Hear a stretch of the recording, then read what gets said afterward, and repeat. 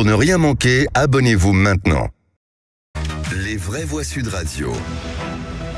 Vos 3 mots du jour, Félix Mathieu: mobilisation, réunion et écosystème. Mobilisation pour sécuriser la fête nationale. 130 000 policiers et gendarmes mobilisés dès demain pour les soirées des 13 et 14 juillet.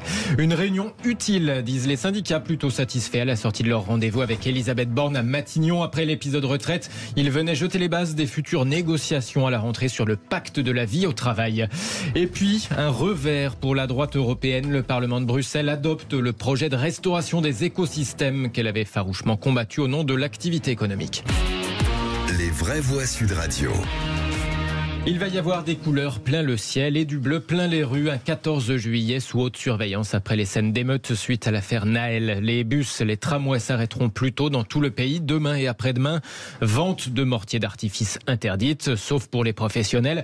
Des policiers et gendarmes très mobilisés, indique le ministre de l'Intérieur, Gérald Darmanin. Nous avons décidé de la mise en place d'un dispositif exceptionnel puisqu'il s'appuiera pour les 13 et 14 juillet sur 130 000 policiers et gendarmes agents du ministère de l'Intérieur, dont 45 000 chaque soir, spécialement équipés et organisés pour procéder à la lutte contre les violences urbaines, selon les mêmes modus operandi que pendant les 4 jours d'émeute, c'est-à-dire que nous mobiliserons le RAID, le GIGN, la BRI, les hélicoptères de la gendarmerie nationale qui voleront dès le 13 juillet, bien sûr les drones qui nous permettent, comme on l'a montré pendant les émeutes, d'intervenir plus rapidement.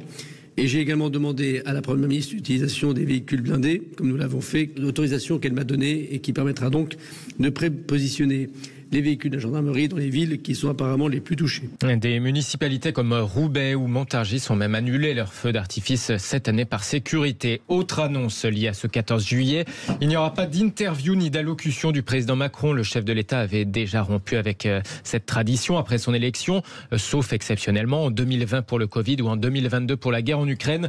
Cette année, il était censé tirer le bilan de ces 100 jours d'apaisement annoncés en mars à l'occasion du 14 juillet. Mais il faut croire que les velléités d'apaisement se sont fait percuter par l'actu de ces dernières semaines. En tout cas, la prise de parole du président Macron est repoussée de quelques jours. Deuxième mot, réunion avec des syndicats plutôt satisfaits dans la cour de Matignon. Il venait y parler avec Elisabeth Borne de la rentrée sociale. Objectif, jeter les bases du futur pacte de la vie au travail annoncé par Emmanuel Macron après l'épisode réforme des retraites. Bilan globalement positif à la sortie pour François Omril de la CFE-CGC ou pour Marie-Lise Léon de la CFDT. C'est une réunion fort utile. Elisabeth Borne, Première ministre, va dans le sens de renouer les fils du dialogue social. La négociation sur l'emploi des seniors, sur le compte épargne-temps universel, sur des questions qui sont relatives à la pénibilité, l'évolution des carrières, au développement des carrières. On a un gouvernement et un président de la République qui a beaucoup parlé sur les enjeux de changement de méthode. Donc là, on a eu quelques éléments de réponse. Donc c'était important qu'on ait des actes. Il y aura bien l'ouverture d'une négociation ou de plusieurs négociations. Ça reste encore à définir à la rentrée sur les enjeux du travail. La satisfaction aussi de Sophie Binet de la CGT, même si le ton est un peu plus vindicatif. La réunion d'aujourd'hui marque l'échec consternant des 100 jours annoncés par le président de la République. Et donc, ce que nous avons engagé aujourd'hui, c'est une reprise en main qui marque le début des 4 prochaines années. Nous imposerons désormais, dorénavant, nos ordres du jour, nos méthodes et nos contenus. L'intersyndicale se retrouvera fin août pour débattre de la situation sociale et des modalités de la rentrée sociale. De son côté, la Première ministre Elisabeth Borne a salué un agenda social ambitieux, très dense pour la rentrée, même si elle constate qu'il n'y a pas encore un total consensus sur les modalités pratiques, les détails des futures négociations. Les enjeux sont considérables, les vraies voix. Qu'en pensez-vous? Dialogue possible, Philippe Bilger? C'est très intéressant de voir les 3 personnalités qui viennent d'être entendues, qui induisent 3 philosophies sociales différentes. Sophie Binet est tout de même sous surveillance à la CGT.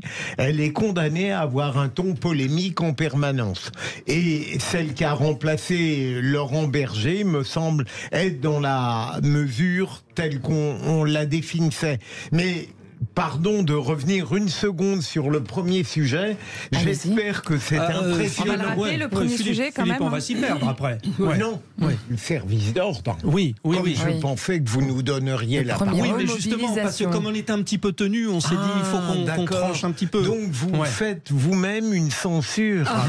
C'est connu sur Sud Radio, on C'est censure. un peu notre plaisir ultime. Bon, mais alors je consens à me taire. Bon, parce que je voulais l'avis d'une chef d'entreprise, en l'occurrence Catherine Evrard, sur ce dialogue possible ou pas. Il serait temps quand même qu'on puisse enfin dialoguer, parce qu'il n'y a que la France qui est contre tout. Dès qu'il y en a un qui dit blanc, l'autre dit noir, etc. Vous regardez en Europe, dans les autres pays, ne serait-ce qu'en Italie par exemple, où Dieu sait qu'il y aurait des choses à dire avec le nouveau président. On les entend moins. On les entend beaucoup moins. Ouais. Bon, moi, je comprends pas qu'on se mette pas tous. Évidemment, on n'est pas tous d'accord, mais de temps en temps, quand les idées sont bonnes, il faut dire oui. Il faut que tout le monde accepte. Michael Sadoun. Pour rendre crédibles les syndicats qui sont plus soft ou plus dans un esprit de dialogue que la CGT, il faut que le gouvernement sache aussi les rétribuer. C'est-à-dire que quand la CFDT propose des choses, il ne faut pas être dans la même attitude de blocage que pour la CGT. Donc on verra ce que le gouvernement est prêt à céder dans un contexte économique où il n'a plus envie de dépenser, où il a même envie d'augmenter les impôts et où il a des contraintes financières très importantes parce qu'il y a des remontées de taux sur les marchés financiers. Voilà. Félix, Mathieu, votre troisième mot, le Parlement européen donne un premier feu vert au projet de restauration des écosystèmes. Oui, c'est passé de justesse. 336 voix pour, 300 contre. And it is adopted. Un texte phare du pacte vert de l'Union européenne proposé par Bruxelles. Il était combattu par les élus de la droite. Cette législation vise à imposer aux États des objectifs contraignants de restauration des terres et des espaces marins abîmés par la pollution ou l'exploitation intensive.